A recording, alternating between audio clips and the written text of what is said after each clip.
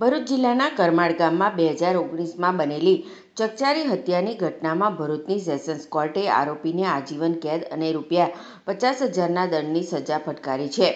તારીખ 20 એપ્રિલ 2019ના રોજ કરમાળ ગામના નવી નગરી વાલુ ફળિયામાં રહેતા નરેન્દ્ર ઉર્ફે મુન્નો કરશન વસાવાએ ઘરમાં આવી કમલેશભાઈ માનસિંહ વસાવાને "તું મારા ઘરે તારી પત્ની રેખાને શોધવા કેમ આવ્યો?" એ વાતમાં ઝઘડો કર્યો હતો. બાદમાં નરેન્દ્રએ પોતાના હાથમાં રાખેલી કુહાડી વડે કમલેશભાઈના માથાના જમણા કાનની ઉપર ઘાતક ઘા ઝીંકી તેને ગંભીર રીતે ઈજાગ્રસ્ત કરી રોડ પર ફેંકી દીધો હતો. કમલેશભાઈએ ઘટના સ્થળે જીવ ગુમાવવો પડ્યો હતો.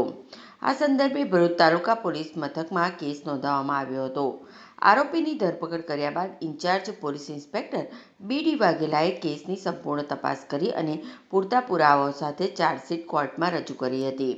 મામલો ભરૂચ જિલ્લાના બીજા એડિશનલ સેશન્સ જજ E.M. શેખની કોર્ટમાં ચાલી રહ્યો હતો. સરકાર તરફથી સરકારી વકીલ મનોહરસિંહજી રાઠોડે 14 સાક્ષીઓની જવાબદેહી પૂછપરછ કરી અને 21 દસ્તાવેજી પુરાવા રજૂ કર્યા હતા. સરકાર પક્ષે ભારપૂર્વક દલીલ કરી હતી કે આરોપી વિરુદ્ધ પૂરતા અને સ્પષ્ટ પુરાવા હાજર છે અને તેને જાણબૂજીને અને પૂર્વ આયોજિત રીતે હત્યાને અંજામ આપ્યો છે. નામદાર કોર્ટે તમામ દલીલો અને પુરાવાઓની ચકાસણી બાદ આરોપીને હત્યાના ગુનામાં દોષી ઠેરવ્યો હતો અને તેને આજીવન કેદ તથા ₹50,000નો દંડ ફટકારતો ચુકાદો જાહેર કર્યો છે.